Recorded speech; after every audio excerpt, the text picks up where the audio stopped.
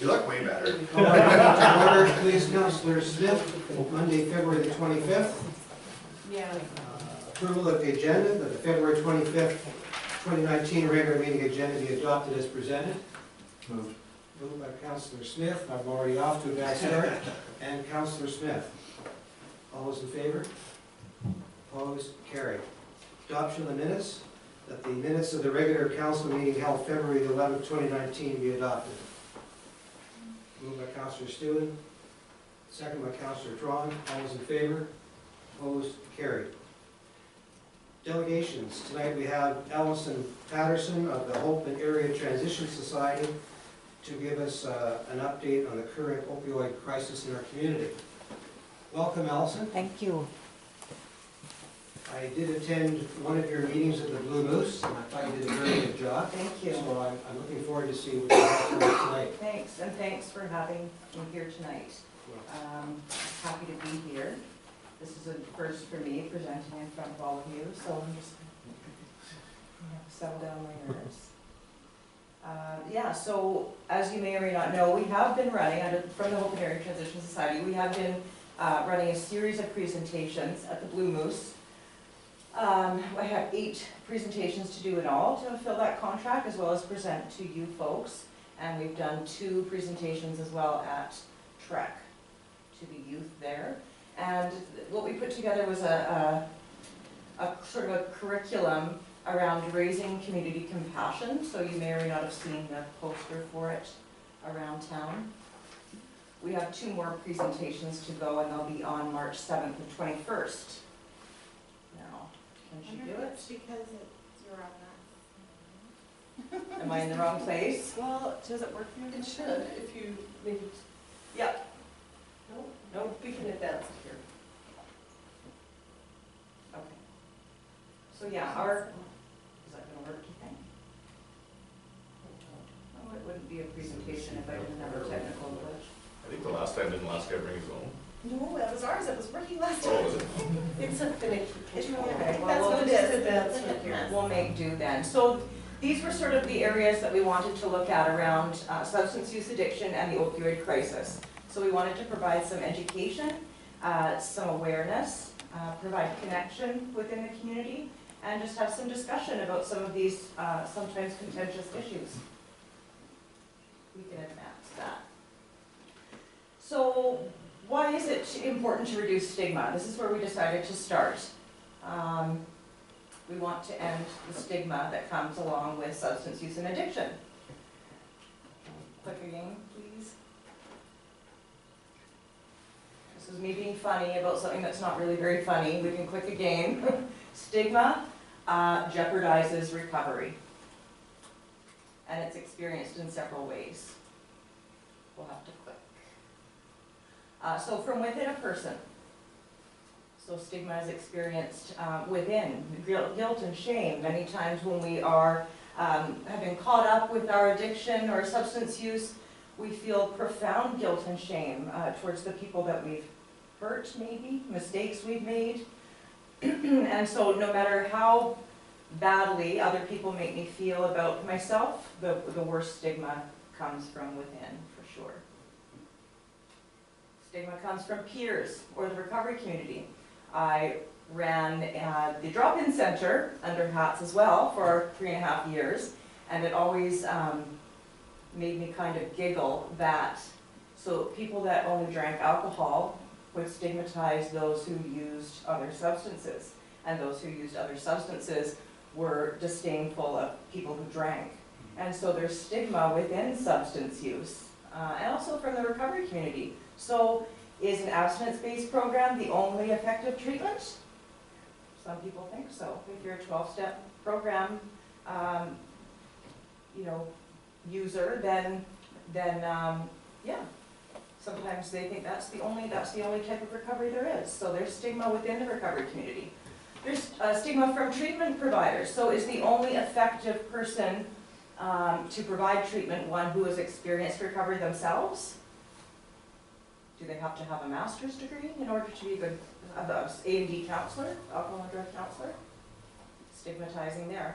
And of course from outside. Stigma, of course, comes from the public. the people that we work with, many of them are acutely sensitive to our judgments about them because they already have one themselves. Any stigma still connected with mental illness or substance addiction continues to prevent people from choosing life-saving treatment options. So in a nutshell, that's why we need to reduce stigma, because it keeps people stuck. Addiction doesn't discriminate regardless of age, gender, race, education, or social status. Dr. Gabor Mate, many of us who work in this field, he is a bit of a guru, and one of his famous quotes is, "Do not ask why the addiction, but why the pain." Because it's all trauma-based, and everyone has trauma. But do not ask why the addiction, but why the pain. Overdose deaths within Fraser Health increased sharply in 2015 and continue to be higher than historical levels. This isn't news to many of us. It's all over the news with the fentanyl crisis. And okay, so these were some of the latest stats that were out from BC Coroner Service, and it's dated back to March 2018, where there was a spike in illicit drug deaths that month. There were 161 suspected illicit drug overdose deaths in BC in March 2018, the second highest monthly total to date. So based on the latest data at this time, it was provided by BC Coroner Service, preliminary data indicates that through the first 3 months of 2018, fentanyl was detected in post-mortem testing in more than 8 in every 10 deaths, so 83%. 7 in every 10 of those who died were age 19 to 49. The majority of deceased died indoors, 95.5%. So no deaths have been reported at supervised consumption sites or drug overdose prevention sites. The BC Coroner Service urgently reminds those using any illicit drugs not to use alone. Those using substances should have someone nearby equipped and trained to administer take-home naloxone, or be able to at least call 911 immediately in an overdose if an overdose occurs. And as many of us know, in 2017, more than 1,400 British Columbians died due to suspected illicit drug overdoses. Now, that I like to always point out, that's not only 1,400 people, but 1,400 families, because these people have parents, they have children, they have siblings. So that's 1,400 British Columbia families that are deeply affected. So, pretty big. These stats are a bit dated too, but it just shows the increase over the years from 2010 to 2017. The numbers of overdose deaths have increased. From January to December 2017, the annualized rate per 100,000 of overdose deaths was lower in Fraser Health, 26.3, compared to BC at 29.6. In Fraser Health Authority, overdose deaths during 2017 were 42% and 127% higher compared to 2016 and 15 respectively. The highest number of deaths continues to be among those 30 to 39 years old, so those numbers did change a bit. And in 2017, males accounted for 84% of all overdose deaths.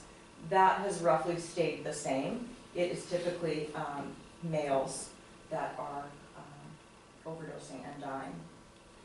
In 2017, in accordance with BC Coroner Service, 90% of overdose deaths in Fraser Health happened inside, with 62% in private residences, 10% occurred outside on streets, sidewalks, vehicles, parks, etc. And I always find that to be an interesting stat, because until recently our perception is that this is something that is affecting those who are marginalized and street entrenched. And more we're seeing that's not the case. And so a lot of our focus is going into getting to people who are using alone in private residences, in hotel rooms, people who work in the trades, so railroad workers. Yeah, I have family members that work on projects all around the province and stay in motels. And there's huge stigma there too, because unlike the people who are street entrenched, these folks don't have a community to support them. At least the people who are a little more street entrenched have each other. And the people that are using alone do not. They're feeling really isolated and stigmatized. And fentanyl was detected in 80% of overdose deaths in the region in 2017 compared to 63% during 2018. And we don't have stats yet for 2016. We don't have stats yet for 2018. In British Columbia, the province hit earliest and hardest by the fentanyl crisis. Drug overdose deaths contributed to a decrease of 0.12 years, which is more than a month in life expectancy between 2014 and 16. And there were more recent stats about this that have been on the news, where this is the first time in Canadian history since, I don't know, the 40s or 50s maybe, don't quote me, that our life expectancy in the country has been reduced due to this crisis. So that's significant. Oh, this is just another little attempt at being funny. So we know that prohibition didn't work. You know, we can see that, you know, this was the law then, based on the 18th Amendment, no liquor allowed, and no one's drinking, right? And so for all these reasons, it's important to eliminate the stigma we put upon those who use substances. And we want to know what we can do as a community to promote health and connection. We do know that the opposite of addiction is not sobriety. The opposite of addiction is connection. And we want to work towards making all members of our community feel connected, included, cared for. We did also want to thank this council for adding sharps containers to the public washrooms in Memorial Park. That was going to be an ask of mine, and one of my clients came and told me that had already been done, so it took the wind out of my sails on that. We'd like to see them added maybe at the visitor center, anywhere else that the district does, is able to do that. And that was my only ask, I think. Any questions? Brief comment from me, Allison. As I said, I enjoyed your presentation. You didn't have it here, but I don't know if you recall off the top of your mind there, a stat that surprised me was between male and female, and the age, the women were older, Yes. and the men were younger. And why is that? The women were older and living within their homes, their residence.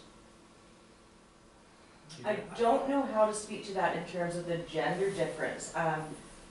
We do know that a lot of there are more males that are dying because of the work that they do often and working in isolation. As far as why the women are older and men are younger, I don't know. I'd have to look back at that, research that a little bit. But I just found it an interesting stat. Yeah. Yeah, women tend to have more supports too than men do. Men tend to isolate a little bit more, so that could be something as well. Any questions from council? Comments? Councillor Stewart. Thank you for your presentation, it was excellent. I just have a question. I was somebody asked me to ask the question when they heard that you were coming tonight. And their question was, is there any plans for a place where people can do these, I don't know how to say it appropriately, but they can go to do the drugs that isn't so public? Right, so, like, what is that, a safe injection well, we have something? supervised consumption sites, and we have overdose prevention sites. Okay. So I can't see, not that I'm a frontline worker, so I'm not always sure what's coming down the pipe. I can't see a supervised consumption site happening here for some time, as much as we'd like to see that. But I could foresee some overdose prevention sites. What's the difference? Supervised consumption sites have healthcare professionals working there, like nurses on site. Like overdose prevention sites are just like worst case scenario? No, they're a little less medical, a little less organized. You can have just workers there, just sort of standing by to make sure, that they could administer naloxone if need be if something happened. That's my understanding. Does that answer your question? So just a little bit of a follow-up. So currently what is happening is that there's preventative, they get a sharp container, the needle, the stuff, right? Yes. And then they're asked to go off premise, right, with it? So where are they directed to go? That's a good question. Is See, there a in there lies, direction? no, there isn't. I mean, because it's still an illegal substance. and nobody wants it around. And much like prohibition, it's still being used. People have really valid reasons for using opiates. They work. You know, when there's emotional or physical pain, they take away the pain. And so people are gonna continue to use them. And you're right, there is no safe place for them, so people find hotel rooms, they find places in the woods or wherever they can, which poses all kinds of problems to themselves and for the rest of us. And that's when we find needles in, you know, campgrounds or sandboxes, that's always the favorite one. And none of us want that, and I don't want people dying either. So it would seem to me that that would be a logical solution to have some kind of A place. overdose prevention site, yeah. Thank you. Thanks. Thank you. Anyone else, council? Do you have your date set for your next series of? I do, yeah, the next two will be happening on March 7th and March 21st, those are Thursdays. They run from 6 till 8. There's coffee and tea provided, everyone is welcome. And the subject matter kind of varies a little bit. We have had Dr. Grover present as well, who's doing amazing things with his OAT clinic, which is Opiate Agonist Therapy Clinic, which is a huge deal for Hope to have here. Prior to him doing that, we were having to bring people to Mission and Chilliwack. So he did present on some of that, on the pain management piece as well, and we've had various other speakers, so that it's just not my voice droning on the whole time. And we wrap up by 8, so everyone is welcome. And we welcome we welcome some questions, some challenging, much as I like it to all go smoothly, we do want dialogue, we do want challenging questions that if we don't know the answers to, we need to go away and find the answers. There was also some very good personal stories when I Yes. was there. Yes. People opened up. I Yeah. was surprised at what they had to say. So Yeah. congratulations on the program. I look forward to attending another one of your sessions. Thank you. I hope maybe March 7th when I can attend. So Look thank you forward. again for coming. Thank you for having me. Thank you, Elsa. Thank you. Committee reports, there's no committee reports tonight. We'll move on to mayor and council reports, and tonight I'll start at the end with Councillor Smith. Oh, I thank saw you. that. Not a lot to report on. There's an event opening tomorrow night here. Myself and I'm sure Councilor Medlock will be there. Attended the mixed fawn spiel this past weekend, took part in the silent auction, spent some money for the curling club, so that was good. Other than that, I have nothing else to report. It's pretty laxy daisy for me. You've been busy. Yeah, work, but not with us. Yeah, it's good. All right, thank you. Councillor Thank you. Medlock. Thanks, just a couple things to report. The Advantage Hope meeting that Councilor Smith said there, so we'll bring forward that revitalization bylaw, which I know Councilor Smith probably will report on as well, but so he's brought it up with the Chamber of Commerce, and we'll bring it up with the Advantage Hope Committee and get some feedback on that. I think it was the 15th.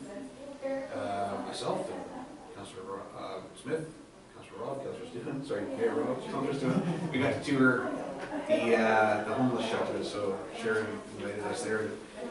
It was a good tour. We got to see how the house was laid out and how many beds they have there. I think there's 22 beds in total, 6 for women and the rest are all for men. Met some of the residents there.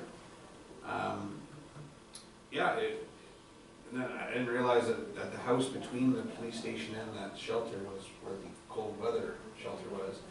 Can't remember how many beds they have in there, some 20 or something, and that runs 24/7 until March 31st. It's a separate program. And I guess that's the proposed new site for some of that modular housing, right? Yes. I was out in Abbotsford yesterday and I saw one of those structures go up, so now I have a mental picture of what that could look like. And they're not bad. I mean, it's small kind of container-sized rooms, I guess, but I can see that being needed in this community. And I think they called it the House of Hope, right? Was that the name they all had on their name tag? I thought that was a good name for it. Over the Family Day long weekend, I helped out with the Hope Mountain Center. They were the main organizers of it, anyways, taking down some deadfall trees in the bike park. I think there was over 30 trees that were felled, past tense of fallen tree. But there was some some volunteers like, Roswick was out there falling trees, and Scott Rennick, and, what's the other, Cody Kip, I think? They all donated their time to come out there and take these trees down, which were all dead standing, just to make that park safer for in case anyone comes down.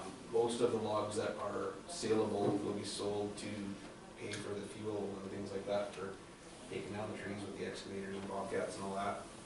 But there's a lot of good volunteers out there. Our main job was to make sure people didn't come into the park while the trees were coming down.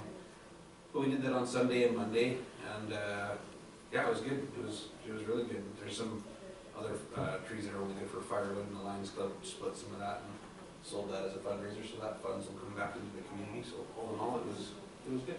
That's all I got for report. Okay, Councilor Medlock, Councilor Smith? I attended the Chamber of Commerce meeting. They're still working on trying to get the string of lights. They're partnering with the district and other groups to try and get it redone for next year. They're planning early, and I think it will happen. The Lions Club expressed interest on the decoration stuff. They also talked about their signage and that, improving their signage. Chamber, we also discussed about the possibility of a farmer's market on 3rd Avenue between Wallace and Fort Street, closing it Tuesdays and Thursdays from the middle of May to the middle of September. This is still in the discussion stage with the district and everybody else and all players involved, but we think the business people think it'd be excellent bringing people downtown, so I'd like to be part of that. The Chamber is also on the revitalization program looking at that, and they are on Facebook, and they would try to get active and show their more presence in town. Like discussed, we did the shelter, like Councilor Medlock said, very interesting.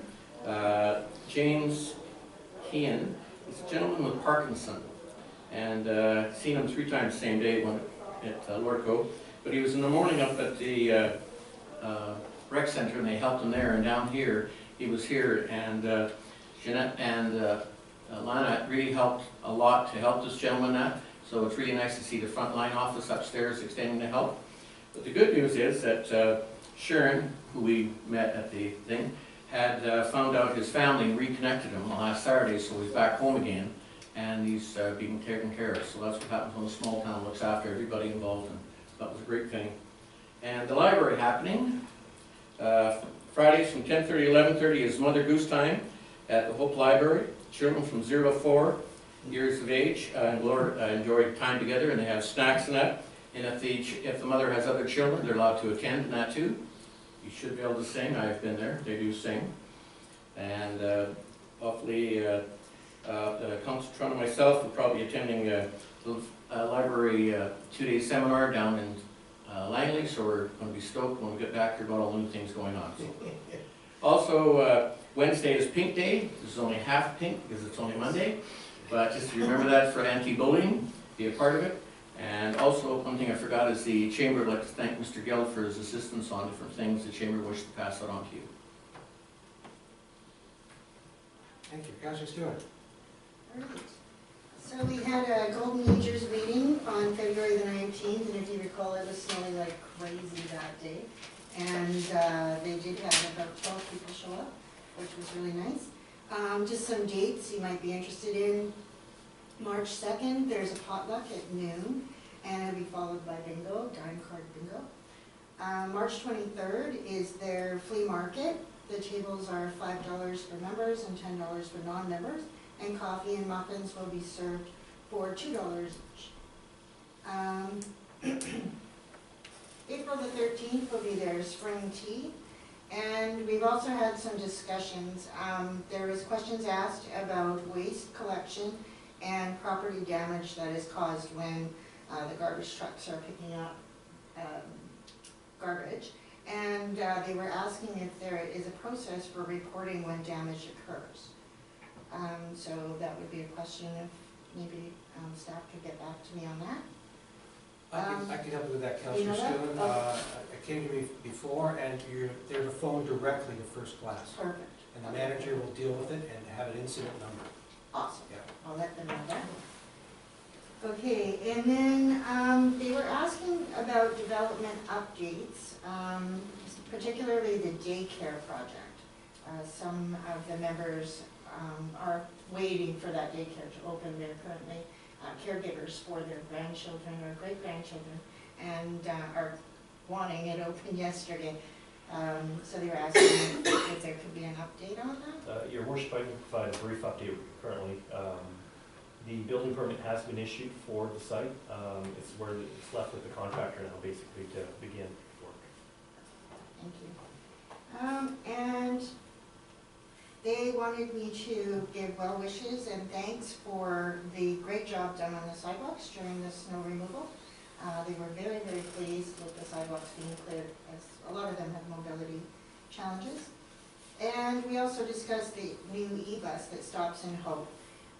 They're very pleased with the service that they're providing and asked that perhaps a shelter or a sign can be put up where the pickup is for the bus, because sometimes it'll stop on one side of this info center and then on the other, and they've got luggage, so they have to run to the spot where the bus stops.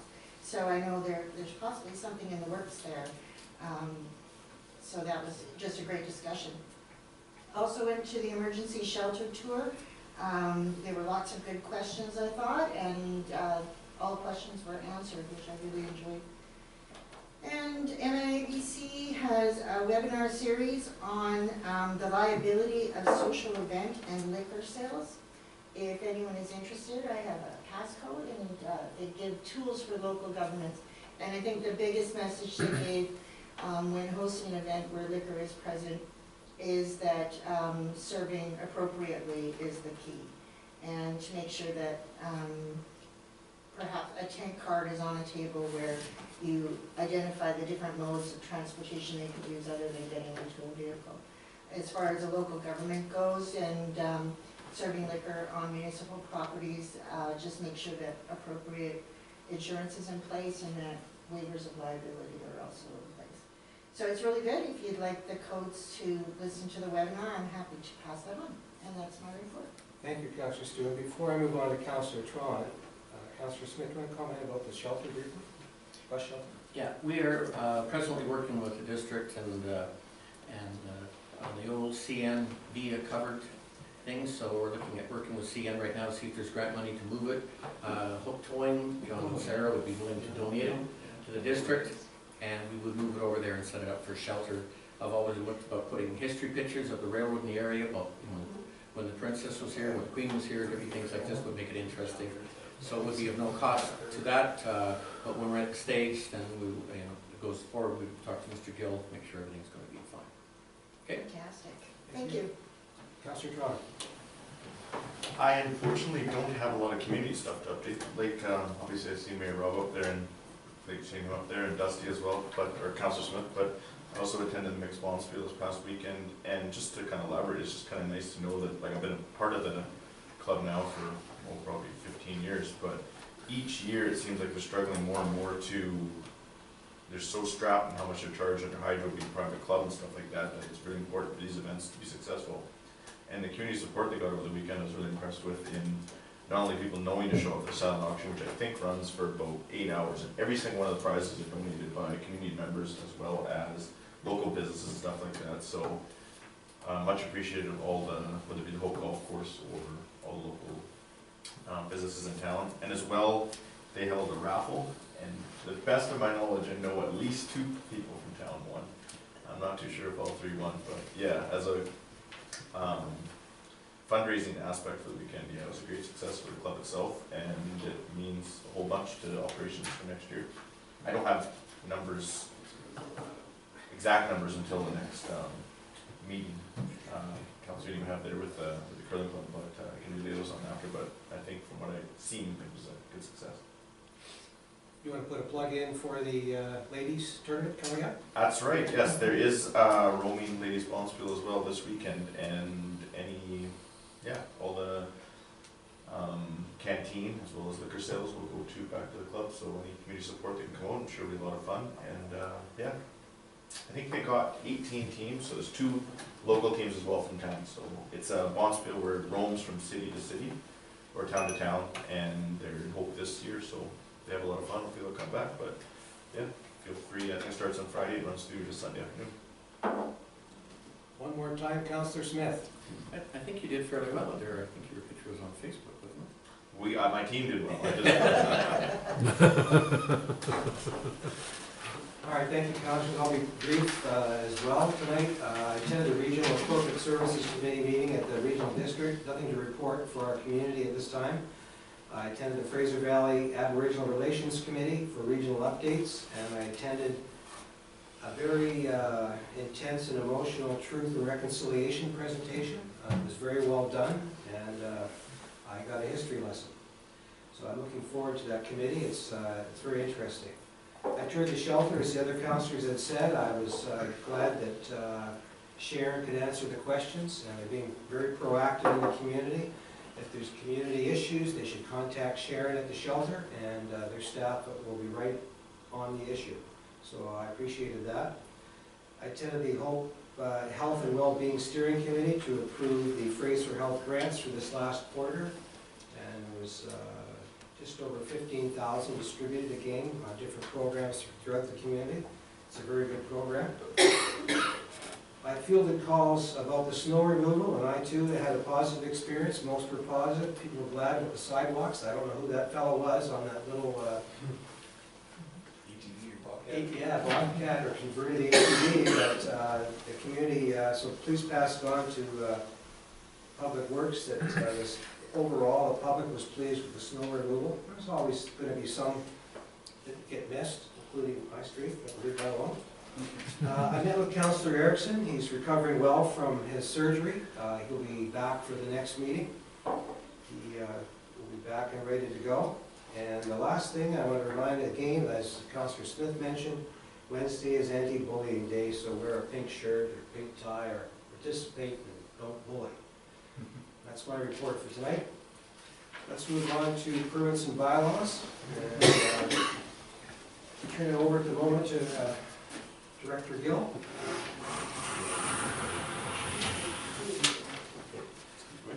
Mr. Mayor, the application that is come before us is for a rezoning of the property at 5995 Hundred Acres Road.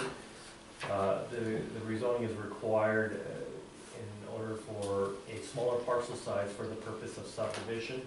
The applicant is trying to, I guess, plan for the estate in the future here, and therefore is looking to subdivide the parcel in half. Currently at the site, there is a mobile home and some outbuildings. So once the property is severed, there will be a new sort of buildable lot. If successful, it will need to go through a geotechnical development permit as well. All right, thank you for that. So I'll move right on to recommendation number 1 then, with the District of Hope Official Community Plan Amendment Bylaw number 1451, 2019, be given first and second readings in order to redesignate the property at 59895 Hunter Creek Road, which is lying south of the Fraser River, east of the center line of the Hunter Creek, except, firstly, part on statutory right-of-way plan A791, secondly, that part read on plan 6806, thirdly, that part subdivided by plan 25710, fourthly, that part shown as highway on plan 27215, fifthly, that part shown as highway on plan 48855. New Westminster District PID 013-115-511, which is 59895 Hunter Creek Road, from the land use designation of limited use to country residential.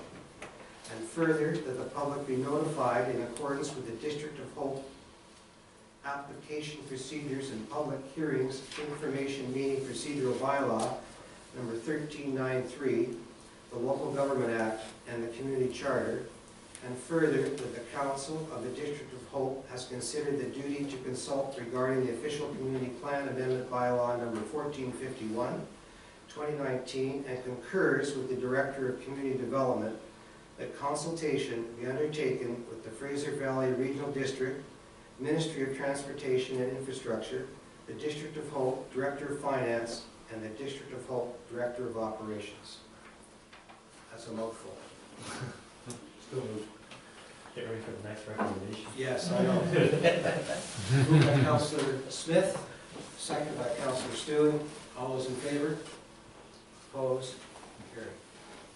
Excuse me. Recommendation number 2, that District of Hope zoning amendment bylaw number 1452, 2019 be given the first and second readings in order to rezone the property legally described as, I'll do the whole thing, as part southeast quarter section of 4 TWP5, range 27, 46M, lying south of the Fraser River and east of the center line of Hunter Creek, except, firstly, part on statutory right-of-way, Plan A791, secondly, that part read on Plan 6806, thirdly, that part subdivided by Plan 25710, fourthly, that part shown as highway on Plan 27215, fifthly, that part shown as highway on Plan 48855.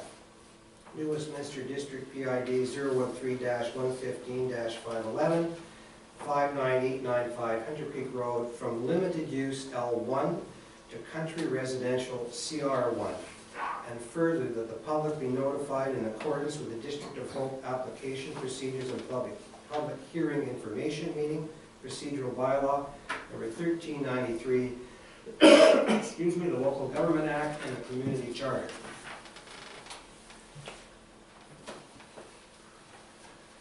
Do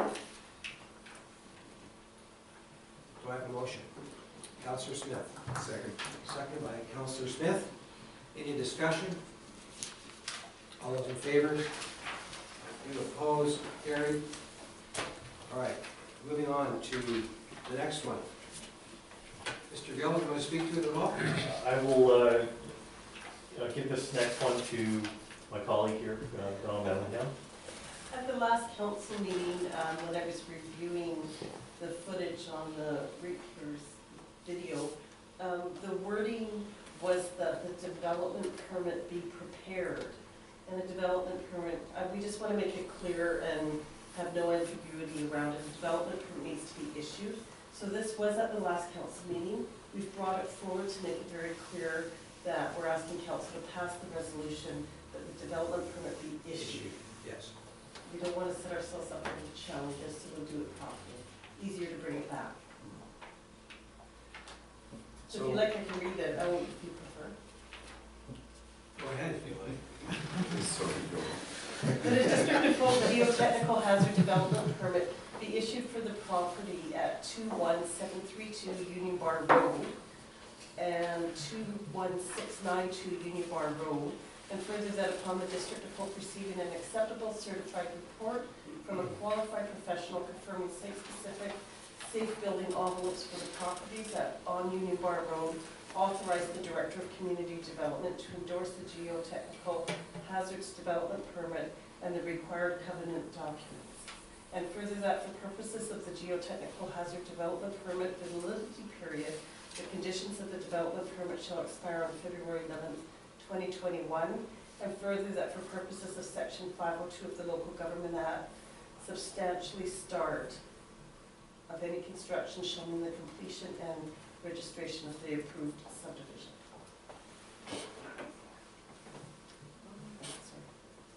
All right. Do we have to pass it again? Yes. Yes, we do. Okay. Councillor Stewart? I'll second. I just got a quick question to you. With the proponent, is there any, like, can they do it themselves, or does it go with third party for this part of it, like on this property? Are they gonna be doing the geotechnical study themselves? Or is it does it have to come from a third party? Mr. Mayor, the report that I've seen so far is from a third party. Okay. They have to be a geoscientist in accordance with the PEG regulations. That's my only question. Thank you. Any other questions? All those in favor? Opposed? Carried. Correspondence. Motion that for the information correspondence be received February 25th. February. Yes, it is. Okay. I'll move for this to be received. All right. Councillor Medlock and Councillor Smith. All those in favor? Opposed? Carried. There's no other pertinent business tonight, so now we move to question period from the public. Couple of them. Couple gentlemen there. Any questions related or relevant to the agenda that you wish to ask, please do it now. We're good. All right. Notice of the next meeting, March the 11th, 2019, right here, back at District Hall. Motion to adjourn. Moved. Councilor Smith.